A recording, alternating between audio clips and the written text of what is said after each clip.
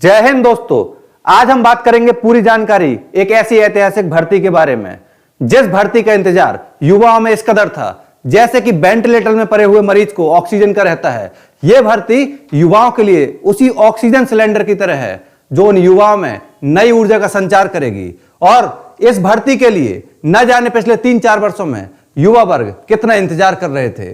वो गाना भी आजकल आप लोग देख रहे होंगे, जिसका मुझे था इंतजार वो घड़ी आ गई। बिल्कुल वही घड़ी आ चुकी है। कमर कस लीजिए और अगर आप 18 से 22 साल के युवा हैं और आप इस एज में एक ऐसी भर्ती में उत्तर प्रदेश पुलिस कांस्टेबल के रूप में चयनित होना चाहते हैं तो इससे अच्छा मौका आपको नहीं मिलेगा। और आपकी जानकारी के लिए हम बता दें कि इससे बड़ी भर्ती प्रदेश में उत्तर प्रदेश पुलिस के अंतर्गत कभी नहीं आई।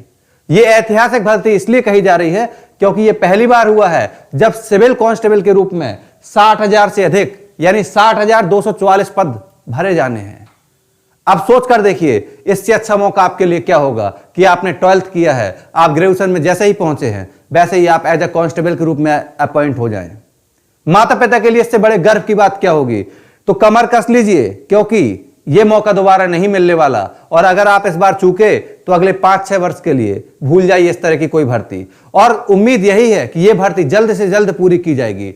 अब उन युवाओं में एक चिंता का संचार भी हो रहा है जो जीडी में लगे हुए हैं। अब उनको लग रहा होगा कि अब क्या करें, जीडी या कांस्टेबल। तो बाबू देखिए, हम तो अगर दोनों में से एक को चुनने की बात है तो यही कहेंगे कि उत्तर प्रदेश पुलिस पर फोकस कीजिए। क्यों? क्योंकि इस भर्ती में आपके सफल होने की संभावनाएं कहीं ज्यादा है। लेकिन अगर आप युवा हैं और आप थोड़ी से मेहनती हैं, लगनशील हैं, तो आप यकीन मानिए आप दोनों ही परीक्षाओं की तैयारी साथ साथ कर सकते हैं। इसमें कोई दो राय नहीं है। और सिलेबस लगभग दोनों ही परीक्षाओं का सेम है, पूरा सेम है। अभी हम आपको बताएंगे इसके बारे में।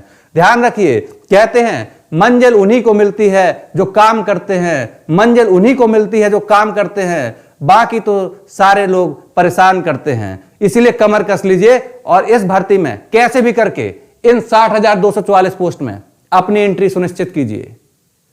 अब देखिए, यह पहली बार हुआ है जब सिविल कांस्टेबल की 60,244 भर्तियां आई हैं। इससे पहले की अगर कोई सबसे बड़ी भर्ती याद है तो वो लगभग 30 या 32,000 की भर्तियां थी। इसमें देखिए, उत्तर प्रदेश सरकार द्वारा इस बात का अनाउंसमेंट ऑफिशियली कर दिया गया है और सरकारी रिजल्ट पर आपको यह भर्ती देखने को मिल जाएगी। लेकिन अभी आप इस फॉर्म को नहीं भर सकते हैं। क्यों? क्योंकि इसकी डेट समझिए क्या है। आप उत्तर प्रदेश पुलिस का जो फॉर्म है वो 27 दिसंबर से भर सकते हैं क्योंकि ये साइट पर अपलोड होगा 27 दिसंबर 2023 से। 27 दिसंबर से फॉर्म ओपन हो जाएगा सभी के लिए। और ये कब तक चलेगा? ये चलेगा 16 जनवरी 2024 तक, यानी पूरे 21 डेज, 21 दिन के लिए। इसके पहले उत्तर प्रदेश सरकार द्वारा जैसा कि बताया जा रहा था कि केवल 15 दिन के लिए फॉर्म ओपन होगा। लेकिन जैसा कि आप जानते हैं कि इतनी बड़ी आबादी जो इस एग्जाम के फॉर्म फिल करेगी, साइट कोलैप्स कर जाएगी, अनेक प्रकार की समस्याएं आएंगी। इसीलिए युवाओं द्वारा इस बात की मांग की जा रही थी कि कम से कम 21 दिन के लिए तो ओपन कीजिए। तो सरकार ने इस बात को माना और 21 दिन, और हो सकता है कि अगर परिस्थितियां ऐसी उत्पन्न हुई तो इस 21 दिन को भी बढ़ाया जाए।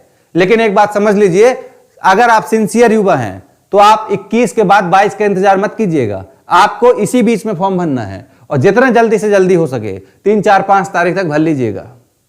क्योंकि कहते हैं ना, बौखलाहट में अनेक प्रकार की गलतियां हो जाती हैं, लेकिन इन्हीं गलतियों को सुधारने का भी एक मौका मिलेगा आपको। क्यों? क्योंकि इसमें अमेंडमेंट यानी संशोधन की डेट आप देख सकते हैं। इस फॉर्म में अगर कोई गड़बड़ी हो जाती है तो संशोधन के लिए आपको 2 दिन मिले हुए हैं। 18 तारीख 18 जनवरी 2024 को यह फॉर्म फाइनली अंतिम रूप से बंद हो जाएगा और तब आप इसमें कुछ नहीं कर सकते हैं।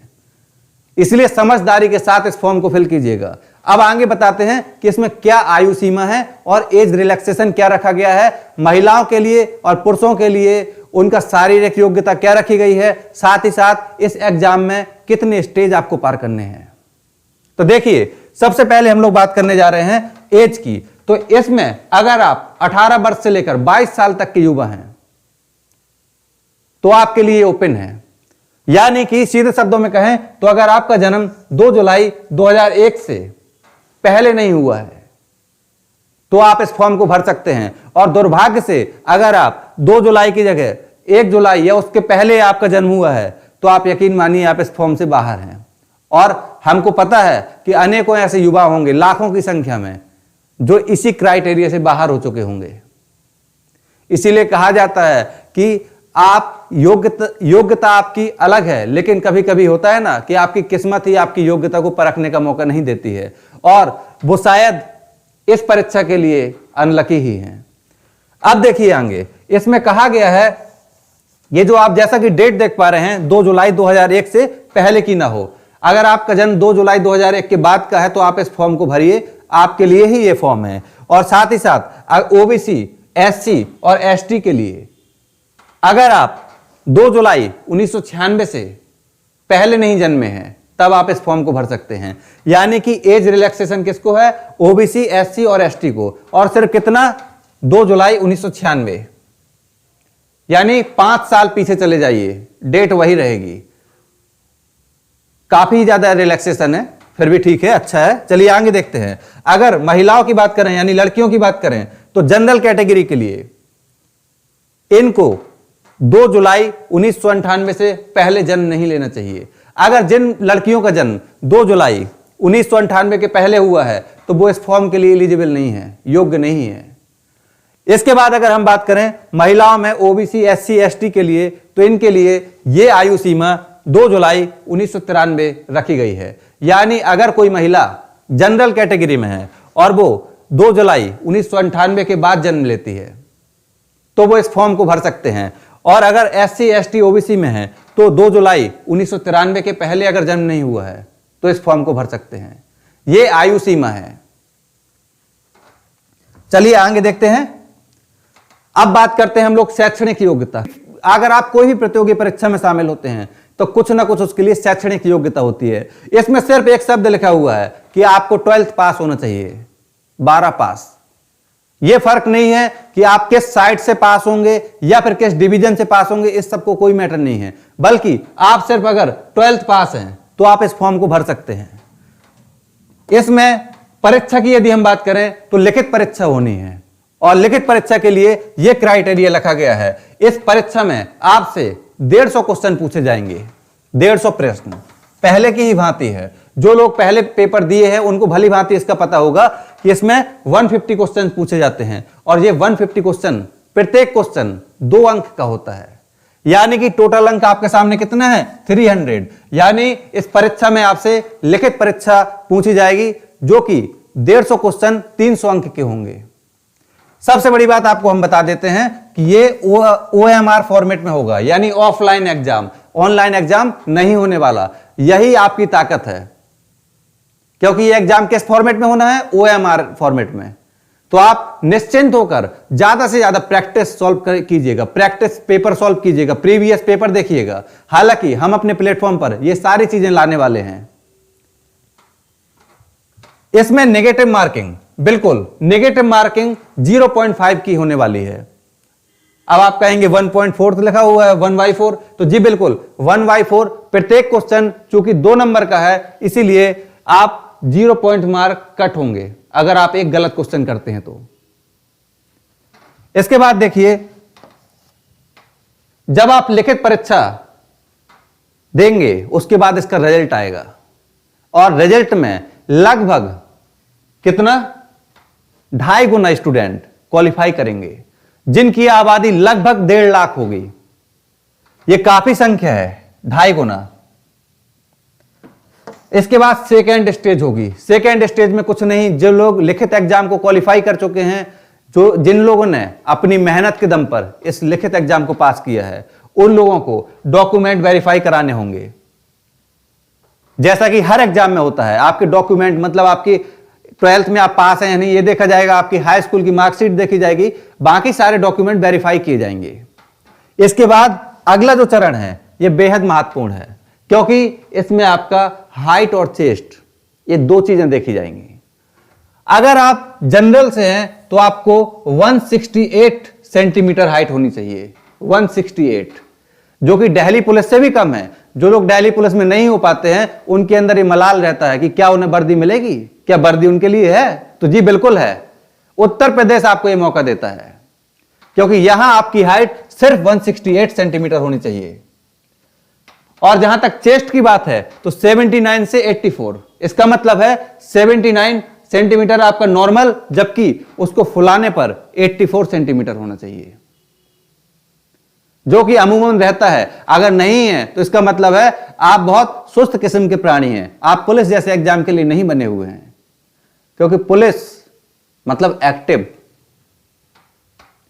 देखिए, अगर हम बात करें एसटी के लिए, तो एसटी के लिए यहां कुछ रिलैक्सेशन दिया हुआ है। यह बड़ी बात है, इसको अच्छे से समझ लीजिए। जनरल, ओबीसी, एससी, इनको कोई रिलैक्सेशन नहीं है, ना ही हाइट में ना ही चेस्ट में। लेकिन एसटी के लिए यहां पर एज रिलैक्सेशन दिया हुआ है। अगर एसटी का कोई व्यक्ति है और उसकी हाइट 160 सेंटीमीटर है, तब भी वो एलिजिबल होगा। सिर्फ इतना ही नहीं, उसको चेस्ट में भी 5 सेंटीमीटर की छूट दी गई है। तो यहां पर देखिए, अब हम बात करेंगे फीमेल के लिए, तो फीमेल के लिए हाइट रखी गई है 152 सेंटीमीटर। अगर कोई महिला 152 सेंटीमीटर की हाइट पूरी करती है तो वो इस प्रोसेस में पास। और साथ ही साथ इनके लिए एक और चीज जोड़ी गई है, यह है वेट। तो वेट को मापा जाएगा, इस बात को याद रखिएगा। वेट 40 किलोग्राम से कम नहीं होना चाहिए। अब 40 किलोग्राम से अगर कोई कम है तो इसका मतलब है कि खबाई पिबाई को की ही नहीं है। तो क्या करेंगे पुलिस में? पुलिस का काम होता है मेहनत का, तो महिलाओं को भी वजन 40 किलो से प्लस होना चाहिए। आगे देखते हैं, अगर फिजिकल की हम लोग बात करें, बाबू इसमें फिजिकल आसान है, क्योंकि कहा जाता है कि पुलिस में अगर इस फिजिकल की बात करें तो बड़े कम लोग फेल होते होंगे, बड़े बदनसीब लोग फेल होते होंगे। क्यों ऐसा? इसलिए क्योंकि आपको 25 मिनट में खाली 4.8 किलोमीटर की दौड़ लगानी है। अगर आप थोड़ा थोड़ा परेड करते हुए भी जाएंगे तब भी आराम से पहुंच जाएंगे, लेकिन बिना प्रैक्टिस के मत पहुंच जाना। ये तो अगला चरण है। फिजिकल के लिए हम अलग से टीचर हैं हमारे यहां, वो बताएंगे आपको, शंकर सर। लेकिन यहां देखिए, इसके साथ अगर फीमेल हैं तो फीमेल को यही दौड़ 14 मिनट में पूरी करनी है, 2.4 किलोमीटर। दोनों ही आसान है, बस आपको प्रैक्टिस करनी है रिटन एग्जाम की, क्योंकि रिटन के बाद यह सारा काम पर्याप्त समय मिलेगा आपको और आप कर सकते हैं। और पुलिस के एग्जाम का आप एक पैटर्न अच्छे से जानते होंगे कि जितनी भर्ती है उतनी ही होगी। इसमें वेटिंग लिस्ट जैसा कुछ नहीं होता है। एक बार भर्ती हुई पूरी क्लोज, उतनी ही सीटें भरी जाएंगी। और अगर आप कहेंगे खाली चली जाएंगी तो चली जाएंगी। उन्हें इस चीज का मलाल नहीं है, ऐसा पहले भी हो चुका है। जब बड़ी बड़ी भर्तियां हुई हैं, 4000 5000 वैकेंसी खाली चली जाती हैं, वो कहते हैं कोई बात नहीं, इसको बाद में भरेंगे। वो निकालते ही ये सोचकर हैं कि इतनी सीटें बचेंगी बात के लिए, भर्ती की भर्ती पूरी हो जाएगी और साथ में इतने लोगों को सैलरी भी नहीं देनी पड़ेगी। चलिए आगे देखते हैं। अब बात करते हैं जल्दी से हम लोग सिलेबस की। सिलेबस इसका जीडी के एग्जाम की तरह है। समझिए, इस सिलेबस में सबसे पहले दिया हुआ जीके, जीएस नहीं दिया हुआ है, जीके मतलब आपको बुनियादी बातें जाननी है हर सब्जेक्ट की। इसका वेटेज कितना रहेगा? इसके लिए आपको 38 क्वेश्चन मिलेंगे और हर एक क्वेश्चन 2 नंबर का है। इस बात को दिमाग में बैठा लीजिएगा। यानी इस पुलिस के एग्जाम में जो सिलेबस है उसमें जीके पूछा जाएगा और कितना 38 क्वेश्चन पूछे जाएंगे। और जनरल हिंदी, ये बड़ा इंपॉर्टेंट पोर्शन है, क्योंकि यही वो पोर्शन है जो आपको आगे बढ़ाएगा और लोगों से। क्योंकि बहुत सारे लोग मातृभाषा चिल्लाते रहते हैं, लेकिन हिंदी में ग्रामेटिकल जो होते हैं कमियां, उसको पूरा नहीं करते हैं, पढ़ते ही नहीं है।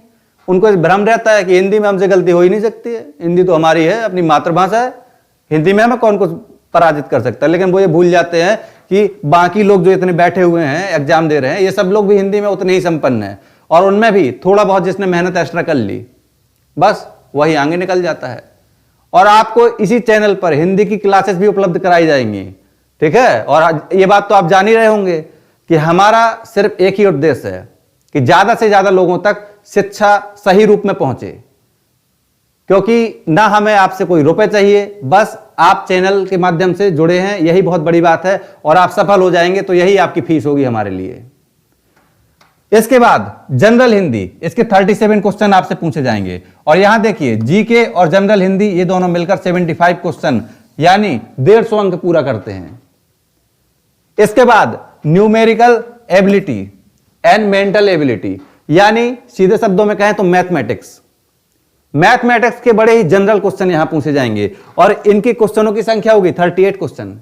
ये 38 क्वेश्चन, प्रत्येक क्वेश्चन 2 नंबर का। इसके बाद मेंटल एप्टीट्यूड, यानी कि आप पुलिस में जा रहे हैं। आजकल होता क्या है, पुलिस वालों को देखिएगा, किसी का भी ठेला पलटा देते हैं, किसी को ही गली चलते लाठी मारने लगते हैं या बदसलूकी करने लगते हैं। तो आपका मानसिक परीक्षण यहां किया जाएगा रीजनिंग के आधार पर। आपके दिमागी हालत को जाना जाएगा कि आप वास्तव में उस लायक हैं या नहीं। ये सारी चीजें यहां पर की जाएंगी और इसके लिए आपको 37 क्वेश्चन मिलेंगे। फिर वही बात, प्रत्येक क्वेश्चन 2 अंकों का, और इस प्रकार से ओवरऑल आप 150 क्वेश्चन करेंगे और इसके लिए आपको मिलेंगे ओवरऑल 300 मार्क्स। क्या रणनीति अपनानी है, किस सब्जेक्ट को कैसे पढ़ना है, ये प्रत्येक सब्जेक्ट के अपने जो टीचर हैं वो आपको बताएंगे। और जल्द ही इसके लिए हमारे एक अलग फोल्डर पर सारे वीडियो आपको मिलेंगे जो कि पूरी तरह से फोकस होंगे उत्तर प्रदेश पुलिस भर्ती के लिए। और यहीं पर आपको पूरी संभावना है एमसीक्यूज के माध्यम से इतना स्ट्रॉन्ग कराया जाएगा कि जब आप पेपर में बैठें तो आपको लगभग 130 क्वेश्चन ऐसे होने चाहिए जो आपने यहां पढ़े हुए हों, क्योंकि यही कंपटीशन है। अगर आप एक चैनल को पकड़कर उस पर ट्रस्ट कर लेते हैं और आगे बढ़ते हैं तो यकीन मानिए आपके भटकने की संभावना बहुत कम है, क्योंकि जिस आयु वर्ग के लोग ये एग्जाम देने वाले हैं यानी 18 से 22, इस आयु वर्ग में भटकाव ज्यादा होता है। दोस्तों की ज्यादा सुनी जाती है कि ये दोस्त ने ये कहा, इसने ये कहा, ये चैनल वो चैनल, ये किताब वो किताब, और इसी में उलझे रहते हैं। इतना तो टाइम भी नहीं है आपके पास। तो आपको हर सब्जेक्ट का प्रॉपर नोट्स बनाना है और नोट्स को मल्टीपल टाइम रिवाइज करना है, क्योंकि कहा जाता है कि परफेक्शन जो होता है वो सिर्फ और सिर्फ रिवीजन से आता है। आप जितने टाइम एक चीज को पढ़ेंगे उतने ही ज्यादा उस पर एक्सपर्ट होंगे, लेकिन आपको एक्सपर्ट नहीं बनना है, आपको कॉम्पिटिटिव एग्जाम निकालना है। यहां पर जो तैयारी आपको कराई जाएगी वो पूरा एग्जाम ओरिएंटेड होगी। एग्जाम के प्रीवियस क्वेश्चन का एनालिसिस करके आपको यह बताया जाएगा कि आगे जो आप एग्जाम देने वाले हैं उसमें किस तरह के क्वेश्चन पूछे जाएंगे। और proper Hindi, math, reasoning, GS, GK सबका बैच चलेगा। निश्चिंत रहिए इस चीज के लिए। उम्मीद करते हैं आपको ये सारी चीजें समझ में आ गई होंगी। इसके अलावा अगर आपको कोई डाउट होता है एग्जाम से संबंधित, फॉर्म से संबंधित, एज से संबंधित, तो आप कमेंट के माध्यम से जरूर बताएं और आपके हर एक कमेंट को पढ़ा जाता है, इस बात का हम विश्वास दिलाते हैं आपको। जय हिंद, जय भारत।